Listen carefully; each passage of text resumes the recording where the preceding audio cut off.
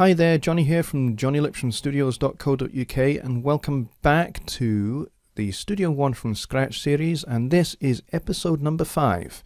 And in this episode we are going to be focusing on preparing our song, which is pretty much done. We're going to focus on getting this ready for mixing. So there's a few things that I do to prepare my songs for mixing. Let's say that this has already been recorded and has been sent to me. I haven't done the recording process for, let's just say, okay, for example.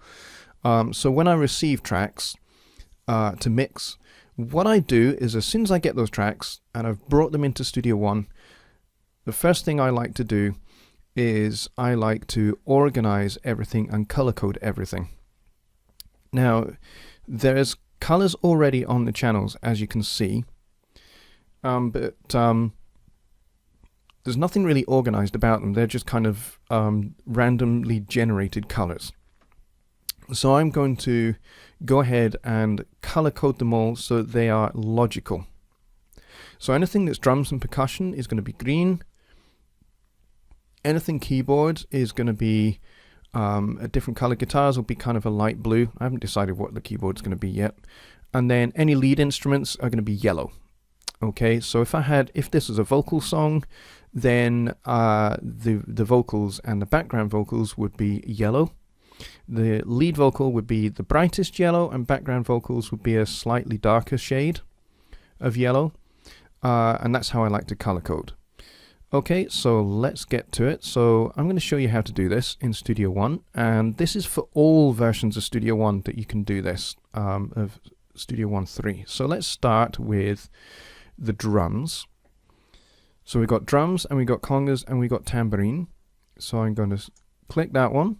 I'm going to hold Shift and click the tambourine, and that selects all three. And then what I'm going to do is I'm going to click over here. This opens the color palette, and I said I wanted these green, so let's go with that color green. And now they are all the same color.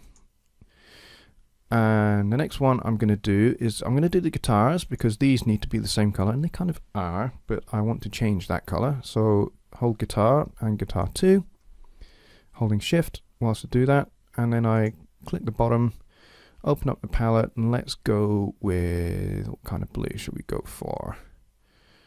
Let's go for this one. Okay, slightly garish, but maybe that's actually a little bit too dark. Let's go for this one, which is actually, funnily enough, I think that was the color we started with. I don't really know. I'm kind of a little bit on the colorblind side. So lead instruments, so the piano and trumpet solos. Piano solo, I'm going to make the brightest possible yellow, and then the trumpet one here I'm going to make a slightly paler shade, so that way I can differentiate between the two. And then the bass, let's make this one that color, and then the Rhodes, what color should we do this one?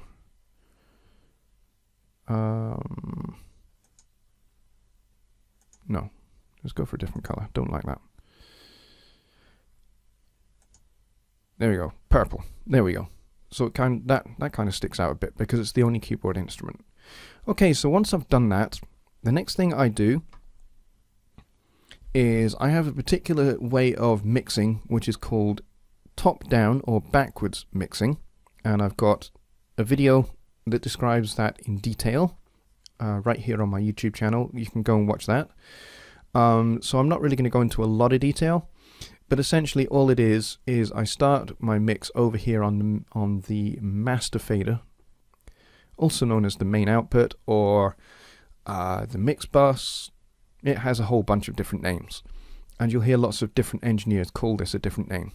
I tend to refer to it as the mix bus. So this is basically all of these channels here are going to output into this channel here. Okay, if you look over here on each channel, you see your inputs at the top there, and then underneath it your output. So everything at the moment is outputting directly to this channel here, which is called main. I could change that and I could just call that mix bus. I tend to just think of it as mix bus, and I don't really tend to rename that, but essentially that's what it is. It's the main output. So all of these go dumped into this channel, and then that goes out to your speakers. So what I tend to do is I tend to start over here, and then I organize all of these tracks into what we call buses.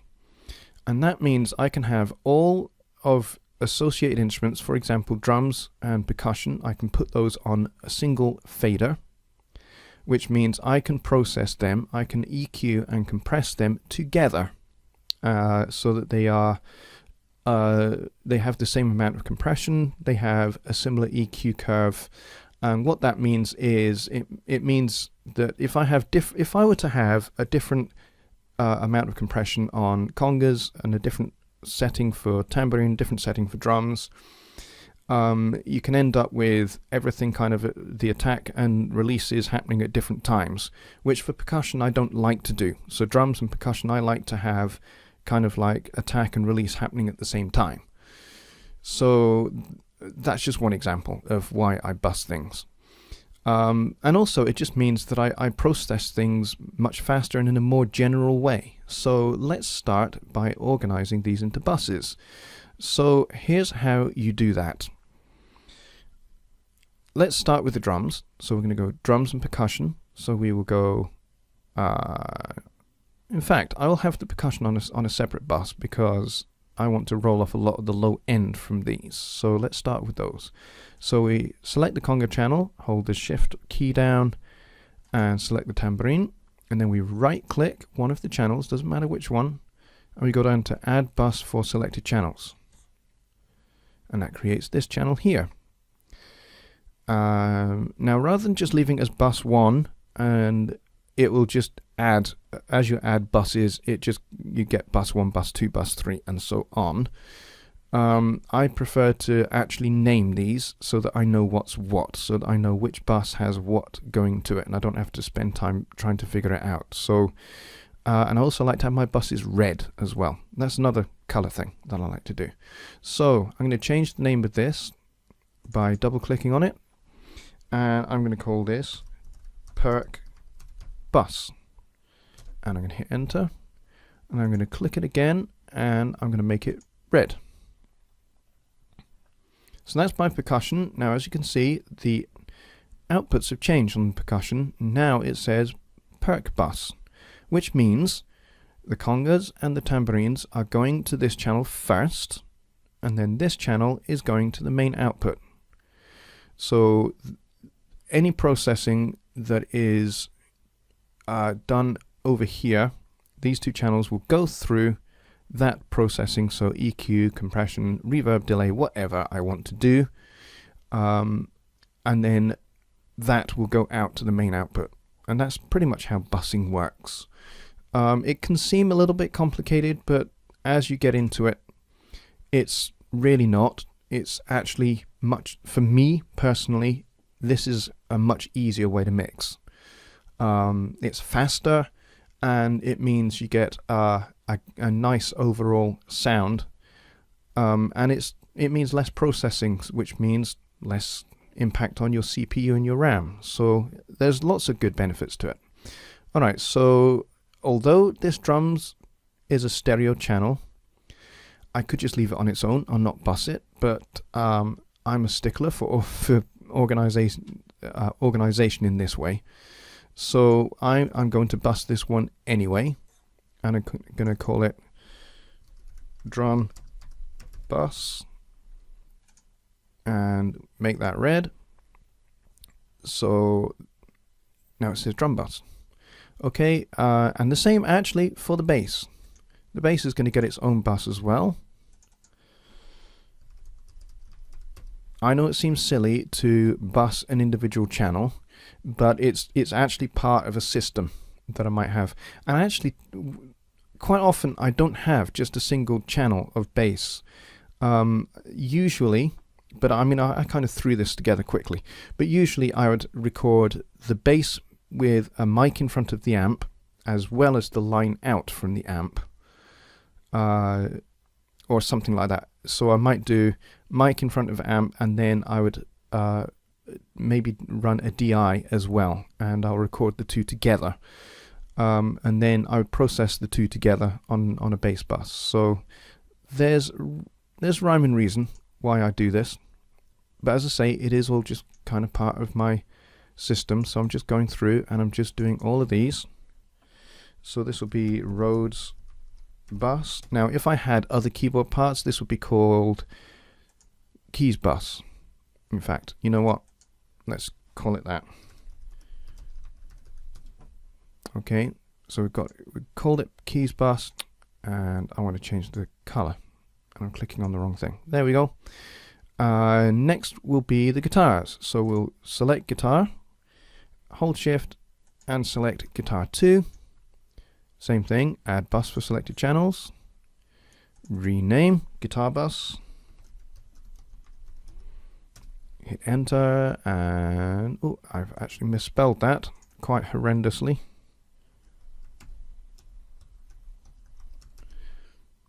Guitar bus, there we go, and we will click on the name of it and we'll change the color to red. Now I could just actually set these all up and name them all and then select them all and change them all to red in one fell swoop. I could do that. That's another way to do it. Okay, and now we are on to these solo instruments, which I could individually bus, or I could bus them together. Now they're very different. So we've got piano, and which is a very different instrument to the trumpet. So I think what I might do is I'll leave these for now. I don't normally, but I will leave these for now.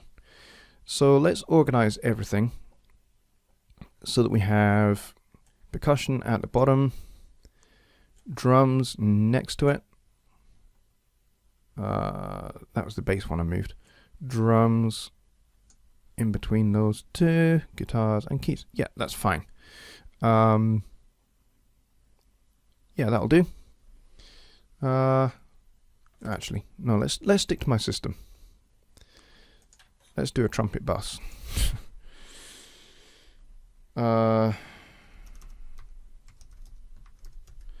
is a system. You don't have to do it this way. This is just the way that I do things. And this one is going to be piano solo bus.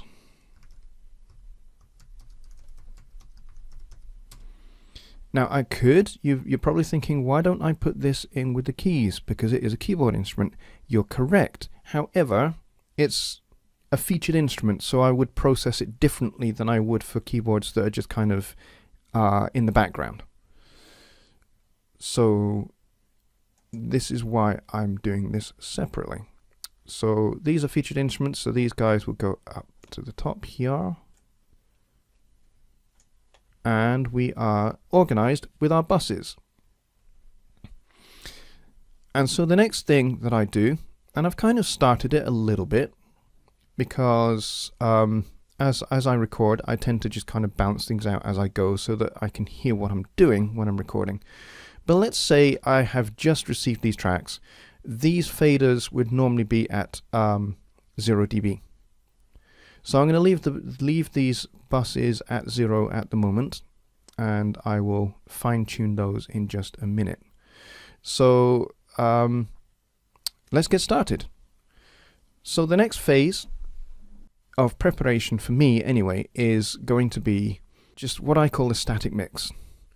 And what that means is I am going to move the faders and the pan sliders only. I'm not going to be adding any EQ or compression plugins at all. I'm just going to be doing panning and faders, and I'm going to try and get the best possible balance between all of these channels that I've got until pretty much the mix feels like it's well on the way. And then and only then will I get to doing EQ and compression and reverbs and delays and that kind of stuff.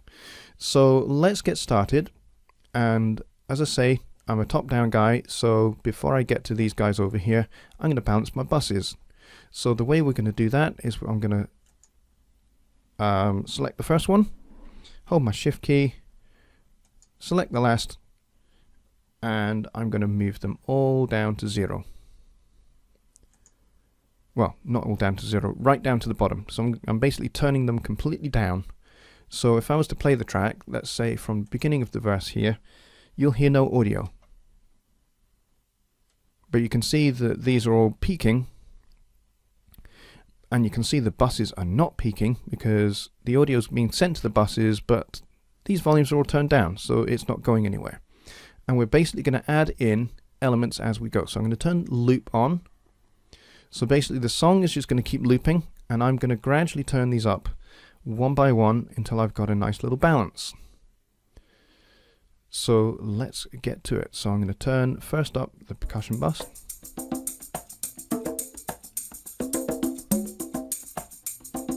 Let's get the drums in.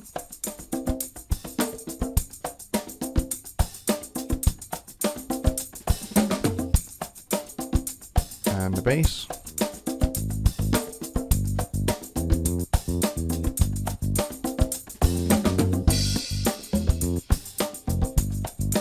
Guitars.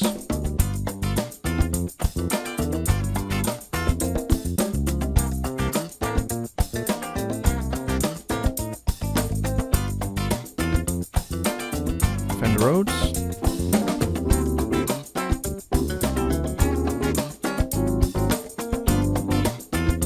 And the piano solo, because this is the one that's featured right now.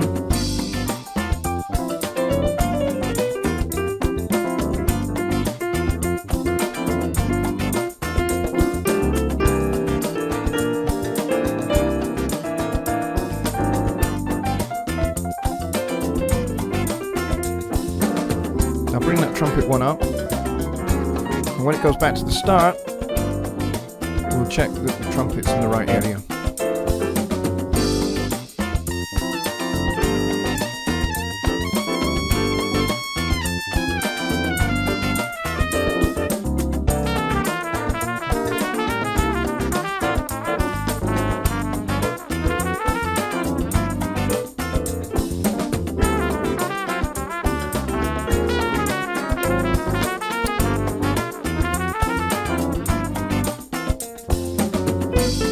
Okay, I'm pretty happy with that. Trumpet is nicely balanced against everything else. Excuse me. And the piano is nice and in the front there compared to everything else.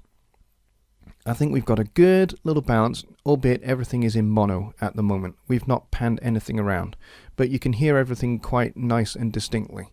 So the next thing that we're going to do is we're going to play with the pan sliders. We'll leave the buses up the middle because they are stereo channels, so we don't want to pan those at all.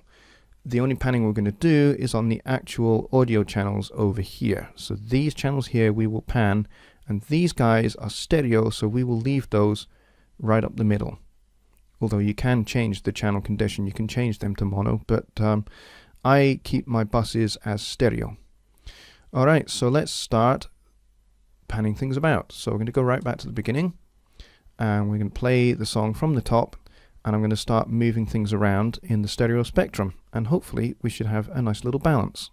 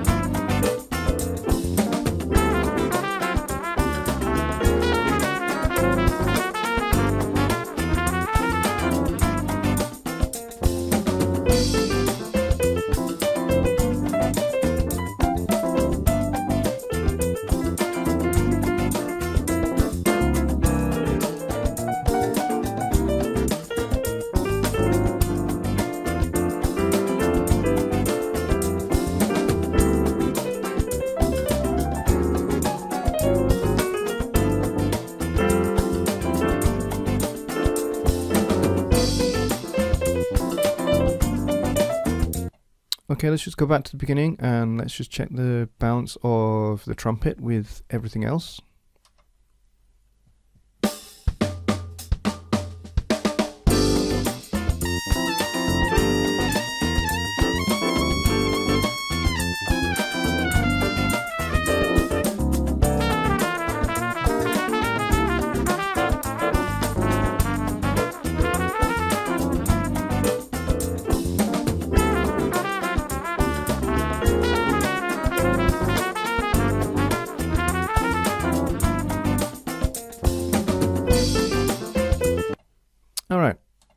I think what we have there is pretty good. So this is the first phase of mixing for me. Once I've organized everything and I've color coded all the tracks, and the other thing that I would do is kind of gain staging, but we kind of did that as we went when we were recording. I was pulling down the individual event levels until they were peaking at around about -12, or I was recording and making sure that my input level was peaking at no more than -12, so that I kind of cut out that gain staging process, if you like, before mixing. So that's definitely one way to do it, and it's the way that I like to do it. I like to get things all level so that everything is peaking at around -12 before I start mixing, and generally that's called gain staging. And you will find that there is a lot of debate about whether gain staging is even necessary in the digital domain. It certainly would be on analog consoles. Gain staging would be very important, because you would have much more of an issue with noise and hiss and that kind of stuff that you get with analog gear. So you'd need to kind of fight that little battle. Whereas in the digital domain, you don't really have that issue. So there's an argument that would suggest you don't really need to gain stage. But for me, I like to level things out and have everything kind of on a level platform. Whether you call that gain staging or not is kind of up to you. I call it just a gain platform where everything is uniform, and then I can mix from there with so I would do that with the faders at 0 dB and just adjust all of these event levels here until everything with these faders at 0 dB, these peak meters are peaking at -12, round about there. If you've got a very small track count, like maybe 3 vocals and an acoustic guitar, or a couple of acoustic guitars and 3 vocals, so you've got like 5, maybe 6 channels, you can set your gain platform higher. You could set it up to -6. That's probably more appropriate. And then the more channels you have, you probably want to go for somewhere between -12 and -18. And that just gives you plenty of headroom, so that once you start adding things like EQ and compression, the gain is going to go up. It's going to increase. And you want to not be playing the clip light game, where you're dancing with the clip light, which is kind of in this channel up here. This is your clip light over here, and this will go red and will tell you a number of times that it's gone over the red. And you really don't want to be doing that, constantly having to move faders down just to kind of get rid of the clip light. You don't want to be playing that game. You want to be having everything at a nice low conservative level, so that by the time you finish your mix, you're outputting to somewhere like a peak value of -6-ish. And that would mean that when you go forward into the mastering stage, you've left room for mastering processing, so mastering EQ and limiting and all that kind of stuff, which will be for another video in this series. So the next video in this series, episode 6, we will start getting into EQ, compression, reverbs and delays, the proper mixing process. And I may have to break that into a couple of parts. So it may well be that episodes 6 and 7 are the main body of mixing in this series, and then we get into mastering in the episodes after that. We'll see how we go. Okay, so I hope you've enjoyed this episode. Please click the subscribe button if you're not already subscribed to my channel, and hit the little bell that enables notifications, which means you will receive a notification when the next video in this series comes out. Please also go and check out www.jonnylipshamstudios.co.uk, and you'll find articles and stuff. And coming very soon, you'll also find that you can sign up for my VIP membership of my website, which means you will get access to premium, high quality content, and access to me a lot more, and you'll be able to send me your mixes for mix critiques, and all of that is included. I will talk about that on another video rather than taking up time here. All right, so go and check out all those things, and I will see you in the next one. Bye for now.